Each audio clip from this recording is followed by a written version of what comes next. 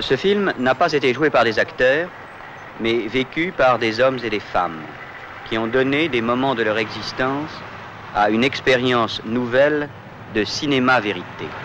À Paris, en été, en 1960, Jean Rouch, ethnologue et cinéaste, et Edgar Morin, sociologue et philosophe français, vont à la rencontre de passants et de connaissances pour recueillir divers témoignages, pensées et réflexions sur leur vie et l'état de leur société. Le film se veut être un manifeste du cinéma-vérité, sorte de cinéma à mi-chemin entre le documentaire et le romanesque, prenant appui sur la mise en situation d'une matière préexistante.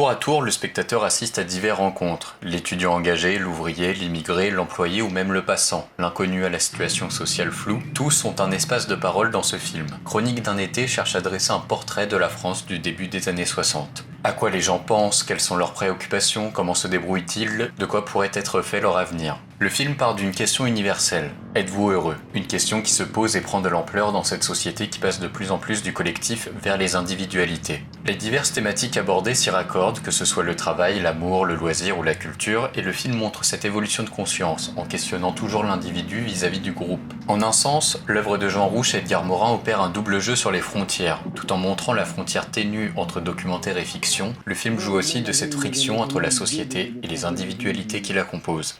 Parce que j'estime que dans une usine, vous êtes là, vous êtes enfermé, vous êtes là toute la journée avec ce bruit de moteur et tout ça. Vous avez vachement raison, c'est dégueulasse. Je me demande comment on peut faire pour arriver à rester dans une usine. Comme vous dites, enfermé. On est contrôlé, il y a cette espèce de division qui se crée déjà entre ouvriers.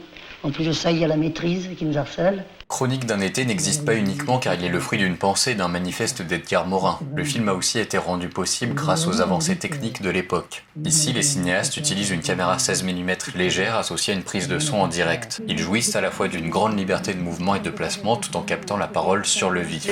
Pourquoi vous êtes malheureux, monsieur ? Parce que je suis trop vieux. C'est vrai ? Oui, 79 ans.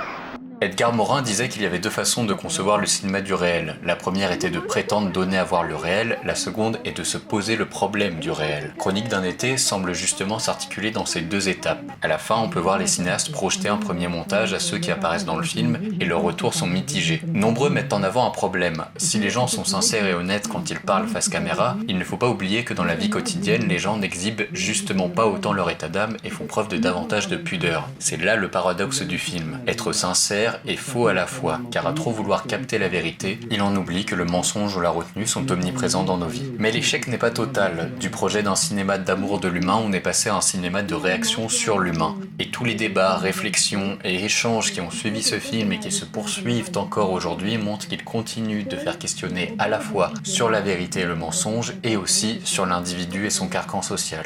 Avec ce système, on ne pourrait obtenir que des scènes qui soient artificielles ou des scènes qui frisent, et non seulement elles le frisent, mais elles le sont carrément, qui sont impudiques. Moi je dis comme lui, elles sont impudiques. Et au début, lorsque vous aviez demandé si on avait envie maintenant de connaître les gens, etc., moi il y a un certain nombre de personnes ici, et je m'en excuse, que j'ai absolument pas envie de connaître après ce film. Et entre autres, j'avoue que Marie-Lou, moi ça me gênera atrocement.